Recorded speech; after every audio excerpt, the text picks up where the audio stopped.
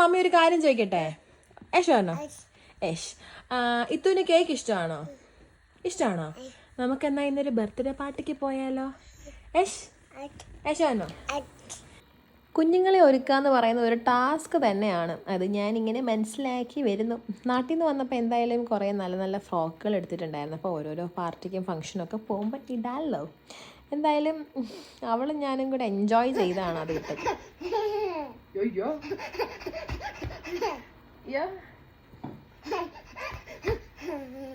ആ ചിരി കണ്ടാൽ തന്നെ അറിയില്ല, അവൾ ഒത്തിരി എൻജോയ് ചെയ്തിട്ടാണ് ഇപ്പം ഓരോ കാര്യങ്ങൾ ചെയ്യുന്നത്.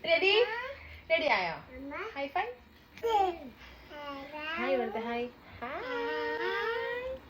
അങ്ങനെ ഫൈനലി ഞങ്ങൾ റെഡി ആയല്ലോ.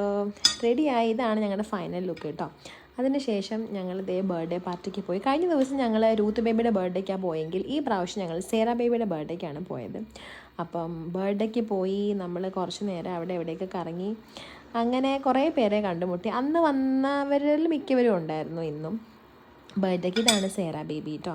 സേറ ബേബിക്ക് ഒരു ഹൈഫൈ ഒക്കെ കൊടുക്കാൻ പറഞ്ഞു.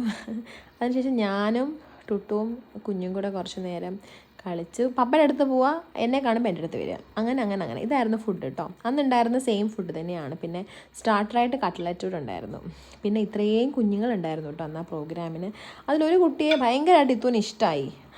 അപ്പം ആ കുഞ്ഞ് ഇവളെ എടുക്കാൻ വേണ്ടി ഇങ്ങനെ നടക്കും. അങ്ങനെ എടുത്തെടുത്ത്